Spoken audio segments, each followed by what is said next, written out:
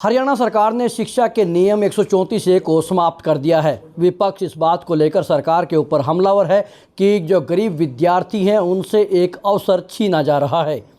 आखिर सरकार ने क्या सोचकर 134A को समाप्त किया है, इसके पीछे की मंशा क्या है और अब गरीब विद्यार्थियों के लिए क्या विकल्प होगा, इन पहलुओं पर बातचीत करने के लिए हमारे साथ मौजूद है हरियाणा के शिक्षा मंत्री कंवरपाल गुर्जर। मंत्री जी, 134A क्यों समाप्त कर दिया गया? देखिए, 134A हमने गरीब बच्चों के लिए ही समाप्त किया, उनके फेवर में समाप्त किया, क्योंकि 134A में केवल 10% बच्चों के एडमिशन होते थे और जो RTE है उसमें 25% बच्चों के एडमिशन है। तो निश्चित तौर से जब हमारे पास 2.5 गुना ज़्यादा का ऑप्शन है तो हम कम क्यों लें। तो हमने विचार किया कि हम पहले अब आज तक 134A पे ही काम करते रहे, तो इसकी बजाय अगर हम ये लें तो, और उसमें सबसे बड़ा लाभ क्या है कि उसमें 60% जो खर्च है वो केंद्र सरकार देती है, 40% हम देते हैं। तो जितना पैसा हम 134A में 10% बच्चों पे खर्च कर रहे हैं, उतने ही पैसे में हम 25% बच्चों को वही दे सकते हैं। तो इसलिए हमने नहीं लिया। जहाँ तक जो लोग विशेष करके कांग्रेस की ओर से बार बार बयानबाजी आ रही, तो मैं एक बात जानना चाहूँगा कि कांग्रेस ही इसको लेके आई, 134A को 2007 में कांग्रेस लेके आई थी। तो कांग्रेस ये तो बताएगी उन्होंने एडमिशन कितने किए थे। 2007 से लेके 2014 तक कांग्रेस ने एक बच्चे का भी एडमिशन नहीं किया, सिंगल एक बच्चे का भी एडमिशन 134A के तहत उन्होंने किया। जब 2014 में हमारी सरकार बनी तो 2015 में हमने इसको लागू किया, हमने इसमें एडमिशन किया, उन्होंने कोई एडमिशन किया ही नहीं। तो वो जो दिखावा है वो केवल दिखावा है गरीब के लिए। वास्तविकता में गरीब के लिए कुछ करने का ना ही उनका पहले मन था, ना ही आज मन है, और आज भी विरोध वो इसीलिए कर रहे हैं क्योंकि ज़्यादा गरीब लोगों को इससे लाभ होने वाला है। जब केंद्र कोई कानून बना देता है तो राज्य के कानून की उसमें आवश्यकता नहीं रहती है एक ही विषय के ऊपर। इतने दिन से 134A जब फ़ायदेमंद नहीं था तो आप क्यों ढो रहे थे उसको? नहीं, ये बात बिल्कुल आपकी सही है। 134A जब हमने लागू किया तो अब की बार जिस प्रकार की जो परिस्थितियाँ बनी तो उसमें से कई बार किसी चीज़ की तरफ ध्यान नहीं देता, वैसे ही नहीं अचानक वो लग रहा है कि हम तो अच्छा कर ही रहे हैं। तो अब की बार जो एडमिशन करें, हालांकि हमारे एडमिशन ज़्यादा हैं अब की बार भी। जो पिछली बार हमारे एडमिशन थे वो 37% थे, जो 39% थे, और अब की बार जो हमारे एडमिशन है वो 47% है, 8% ज़्यादा है। लेकिन जिस प्रकार से सारा मीडिया में और दूसरी जगह जिस प्रकार से कुछ स्कूल ऐसे थे जिन्होंने इनकार भी किया, तो वो सारी परिस्थिति जिस प्रकार से आई तो हर चीज़ पर हमने विचार किया। और जब विचार किया तो हमारे ध्यान एक बात आई कि जो केंद्र ने कानून बना दिया तो वो कानून ज़्यादा फायदेमंद है। हम आखिर इसको क्यों करें, 134A को क्यों ढोएं उठाली, जब इसमें तो केवल हम 10% बच्चों को रख सकते हैं, और वो जो कानून है उसमें हम 25% बच्चों को एडमिशन कर सकते हैं, और 25% में भी हमें 60% जो खर्च है वो केंद्र सरकार देगी। तो हमने निर्णय लिया कि हम इसको छोड़ के हम उसको अपनाएंगे, और अब की बार तुरंत हमने उसका फैसला ले लिया और हमने 134A को समाप्त कर दिया। लेकिन आपके चैनल के माध्यम से मैं एक बात कहना चाहूँगा, क्योंकि कुछ लोगों का काम है लोगों को बहकाना और डराना। तो कुछ लोग ये बहका रहे हैं कि 134A समाप्त कर दिया तो जिन बच्चों का एडमिशन होगा उनका क्या होगा। जिन बच्चों का एडमिशन होंगे वो अपनी एजुकेशन पूरी करेंगे, और वो 134A के तहत जो लाभ हम दे रहे थे वो सारे लाभ हम उनको देंगे, उनकी फीस हम देंगे।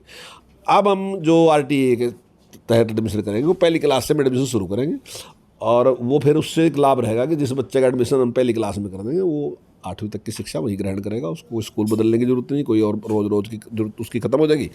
तो वो मैं समझता हूँ ज़्यादा पारदर्शी, ज़्यादा अच्छा होगा, हमारे पास काम भी कम होगा, और एक ही बार में हम सारा कुछ फैसला कर देंगे बच्चे का, और रेगुलर बच्चा पढ़ता रहेगा वहाँ। लेकिन इसमें एक सवाल ये और उठता है, आपने एक अच्छा जवाब दिया कि जिनके पहले एडमिशन हो चुके हैं वो नियमित जारी रहेंगे।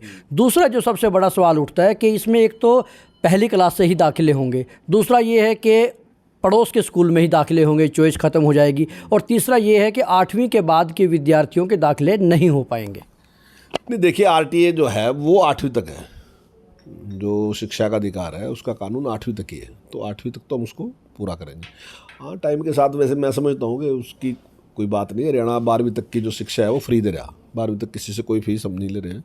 और जिस प्रकार से हमने संस्कृति मॉडल स्कूल खोल दिए, संस्कृति मॉडल स्कूल में अगर हमने फ़ीस रखी भी है तो उन लोगों की फ़ीस रखी है जिनकी आमदन 1,80,000 से ज़्यादा है, तो उनके बच्चों के लिए एक मामूली फ़ीस हमने रखी है। लेकिन जिन लोगों की आमदन 1,80,000 से कम है तो वो बिना फीस के वहाँ पढ़ेंगे। और जैसे अभी हमने एक निर्णय लिया कि हम आने वाले टाइम में ये संस्कृति मॉडल स्कूल की संख्या जो बढ़ा के वो हम 500 करने जा रहे हैं। जो पिछली सरकार में 22 थी तो हम इसी कार्यकाल में उसको 500 तक लेके जाना। मैं जहाँ तक समझता हूँ कि 500 स्कूल होने के बाद लगभग 6 किलोमीटर के दायरे में, लगभग 6-6.5 किलोमीटर के दायरे में या 7 किलोमीटर के दायरे में कोई ना कोई संस्कृति मॉडल स्कूल भी उसको मिल जाएगा। और ऐसा नहीं, संस्कृति मॉडल स्कूल हम दूसरे स्कूलों में भी काफ़ी सुधार कर रहे हैं और काफ़ी अच्छे परिणाम भी हमारे सामने आ रहे हैं। इसकी ऐसी बात नहीं है, बहुत अच्छे परिणाम आ भी रहे हैं। हमारी संख्या भी अब की बार 3.5 लाख स्टूडेंट हमारे बढ़े हैं। आने वाले टाइम में हम और उम्मीद करते हैं बढ़ेंगे। जिस प्रकार से हमने बच्चों को जो एजुकेशन देने के लिए हमने टैबलेट देने का भी निर्णय लिया, मैं समझता हूँ पूरे देश में शायद इतनी बड़ी संख्या में हमारा ही निर्णय है जो हम दे रहे हैं, और उसको हम रेगुलर चालू रखना चाहते हैं ताकि कोई भी बच्चा ऐसा नई टेक्नोलॉजी से वो साधन ना होने की वजह से वो पिछड़ ना जाए। तो हमने कहा कि भाई अगर आप उसका अभिभावक नहीं देख सकता, हम भी तो अभिभावक ही हैं उसके, तो सरकार इस काम को करेगी तो हम उसका काम कर रहे हैं। ऐसे ही जगह सुपर 100 का हमने शुरू किया और जिस प्रकार से IIT में और MBBS में, एम्स में हमारे बच्चे गए, तो स्वाभाविक ये है कि अब रुझान जो है वो सरकारी स्कूल की तरफ है। और धीरे धीरे देखिए इस काम में निश्चित तौर से टाइम तो लगेगा। अब मैं इसको ऐसा तो नहीं कर सकता कि मैं इसको आज बदल दूं और कल ही मैं बड़ा भारी परिवर्तन इसमें कर दूंगा। तो लेकिन एक विश्वास पैदा रहा सरकारी स्कूल के प्रति, जो 3.5 लाख संख्या बढ़ी तो निश्चित तौर से विश्वास पैदा रहा। और हम पूरा प्रयास ये करेंगे कि विश्वास कायम रहना चाहिए और ये बढ़ता जाना चाहिए, सरकारी स्कूल की तरफ बढ़े। हमारा प्रयास तो ये रहेगा। लेकिन अगर उसके बावजूद भी कोई चाहता है कि वो प्राइवेट स्कूल में पढ़ना चाहता है तो उसके पास ऑप्शन खुला है, वो वहाँ एडमिशन ले सकता है। जहाँ तक आपने बात कही कि उसके पास नज़दीक का जो है, तो वो ज़्यादा अच्छा है, क्योंकि इसमें कई बार एक शिकायत हमारे पास काफ़ी आती थी। वो शिकायत ये थी कि एडमिशन तो आपने करा दिया, लेकिन जो ट्रांसपोर्ट की सुविधा है वो नहीं है वहाँ कुछ भी। जो स्कूल का ट्रांसपोर्ट है वो कहता है कि भाई जो 134A के तहत बच्चे हैं मैं उसको लेके जाता। कहीं कहीं इस प्रकार के झगड़े भी आते थे, तो इसमें वो झगड़ा भी समाप्त है। बच्चे को नज़दीक ही जाना, वो आराम से जा सकता है, क्योंकि उसके पड़ोस में जो भी स्कूल है, प्राइवेट स्कूल है, उसमें जा सकता है। आप इंग्लैंड दौरे से लौटे हैं, लेकिन इस बीच बहुत सी खबरें ऐसी आई कि जो परीक्षाएं चल रही हैं उनमें नकल धड़ल्ले से चल रही है। क्यों नकेल नहीं कस पा रहे हैं नकल के ऊपर? देखिए आज ही मेरी जो हमारे चेयरमैन है उनसे मेरी बात हुई थी और उन्होंने कहा है, और आज मैंने एक चिट्ठी भी माननीय मुख्यमंत्री जी को भी लिखी और आज मैंने गृह मंत्री जी को भी लिखी कि जो धारा 144 है उस पर सख्ताई के साथ पालन होना चाहिए और पुलिस उसमें पूरा सहयोग करे, ताकि इस प्रकार के जो वहाँ गड़बड़ करते हैं वो भी न रहें। और जिन लोगों ने पेपर आउट करने का काम किया, मैंने उनसे कहा कि उसमें सख्ताई के साथ उनके खिलाफ सख्त से सख्त कार्रवाई की जाए। हमारा पूरा प्रयास रहेगा कि किसी भी प्रकार की नकल ना चले। आज पंजाब विधानसभा का विशेष इजलास हुआ और उसमें चंडीगढ़ पर हक जताने के लिए एक रेजुलेशन पास किया गया। आप इसको कैसे देखते हैं? क्या ये हरियाणा के लिए कोई अड़चन या कोई चुनौती खड़ी करेगा? नहीं, ये तो लोगों का ध्यान भटकाने के लिए है। जब चुनाव लड़े थे तब बहुत से वादे किए जनता के साथ, अब वादे पूरे करने का टाइम है। तो जब वादे पूरे करने की बात आएगी तो लोग कहेंगे रोज़गार के लिए आप क्या योजना बनाने लग रहे हैं, ज़रा बताए तो दो। चलो ठीक है, रोज़गार देने में भी आपको टाइम लगेगा, 6 महीने साल लगेगा, लेकिन आप बताओ तो क्या करने लग रहे हैं। आप महिलाओं को 1000 रुपये दोगे तो भाई वो कैसे कैसे दोगे, ज़रा बताए तो दो। आप भ्रष्टाचार दूर करने की बात कर रहे थे, आप क्या क्या परिवर्तन करने लग रहे। तो वो सारी की सारी बातें आप दूसरे जो थे नशा खत्म करने की बात करते उसमें क्या, तो उन सारी बातों को लोगों ने पूछना शुरू कर दिया। जब भी विधायक गया तो बैठे तो लोग पूछना शुरू कर दिया। तो अब उनको लगा कि ये सब कुछ जो आप वादा करके आए थे, जितनी बातें आपने कही थी, ये आपके बस की नहीं है। तो उन्होंने कहा कि इसको बात को छोड़ के चंडीगढ़ की बात कर दो शुरू ना। तो उन्होंने इसलिए प्रस्ताव पास कर दिया। अगर आप हरियाणा की असेंबली और पंजाब की असेंबली का 30 साल का रिकॉर्ड मंगा के आप देख लो, 30 साल में एक व्यक्ति भी ऐसा नहीं जिसने कहा हो कि चंडीगढ़ किसको मिलना चाहिए और किसको नहीं मिलना चाहिए। मैं दावे के साथ कह रहा कि पूरा चुनाव पंजाब ने अभी लड़ा। भगवंत सिंह मान जी एक सिंगल आदमी का ये बताया था कि जिसकी उनकी जनसभा में किसी एक पंजाब के आदमी ने खड़े गए बात कही हो कि भाई चंडीगढ़ पंजाब को मिलना चाहिए, किसी ने नहीं कहा। डिमांड ही नहीं है किसी की।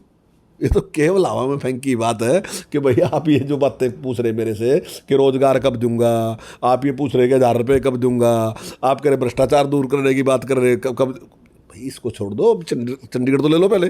तो वो इस प्रकार से ध्यान भटकाने के लिए सारा कुछ किया गया, इसका कोई अर्थ नहीं है, केवल वो इसलिए किया है। लेकिन ये सेंट्रल सर्विस रूल आने के बाद जो इस तरह से नोटिफिकेशन हुआ उसकी प्रतिक्रिया स्वरूप देखा जा रहा है।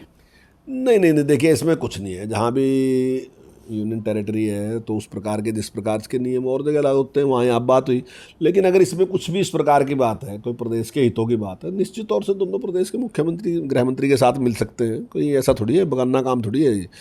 गृह मंत्री भी हमारे ही हैं और मुख्यमंत्री भी हमारे ही हैं दोनों, तो वो बैठ के बातचीत कर सकते हैं। अगर कोई इसमें ज़रूरत है तो कर लेंगे। इसमें कोई इतना कोई जिद नहीं होती किसी की भी। तो वर्तमान सरकार तो इस प्रकार का कोई है ही नहीं। अगर कोई बात है तो उस पर बातचीत करी जा सकती है। एक आखिरी सवाल, अभय सिंह चौटाला ने आज मुख्यमंत्री को चिट्ठी लिखी है और हरियाणा का विशेष सत्र बुलाने की मांग की है ताकि इस मुद्दे पर हरियाणा भी कोई प्रस्ताव लाए। शायद विषय नहीं कुछ होगा उन पे, वैसे ही ज़्यादा गंभीरता से ले रहे इस बात को, इसकी कोई गंभीरता है नहीं। इसके प्रति तो जो प्रस्ताव ले गए वो भी गंभीर नहीं है, उनको भी पता है कि वो किसके लिए ले गए, तो कोई ज़रूरत नहीं है, ना ही कोई सेशन बुलाने की ज़रूरत, ना ही किसी बात की ज़रूरत, ना ही कोई पंजाब का व्यक्ति इस बारे में गंभीर है, ना ही हरियाणा का व्यक्ति कोई गंभीर है, ना ही कोई पॉलिटिकल व्यक्ति गंभीर है। वो तो केवल और केवल एक सोसा है उनका, उन्होंने चला रहे, अगर वो कहाँ तक कामयाब होते हैं वो बात दूसरी है, लेकिन इसके लिए कोई ज़रूरत नहीं है। शुक्रिया। तो ये थे हरियाणा के शिक्षा मंत्री और संसदीय कार्य मंत्री कंवरपाल गुर्जर, जिन्होंने कहा कि ये जो एक आज पंजाब विधानसभा में प्रस्ताव पास किया गया वो कुछ भी अहम मुद्दा नहीं है, और उन्होंने पूरी तरह से हंसते हुए जिस तरह उस मामले को खारिज किया, उन्होंने कहा कि ये पूरे का पूरा मुद्दा पंजाब की सरकार के ऊपर जो वादे पूरे करने का दबाव है उससे ध्यान भटकाने के लिए ये प्रस्ताव लाया गया है। और इसके साथ ही उन्होंने ये भी कहा कि जिस तरह से हरियाणा में 134A को समाप्त किया गया है, उसके बाद 10% की बजाय हरियाणा के वंचित और ज़रूरतमंद विद्यार्थियों को 25% अवसर मिलेगा और स्कूलों में उनको RTE के तहत दाखिले दिलाए जाएंगे। अब देखना होगा कि हरियाणा सरकार RTE को कितनी गंभीरता के साथ लागू करती है और विद्यार्थियों को उसका कितना फ़ायदा मिलता है।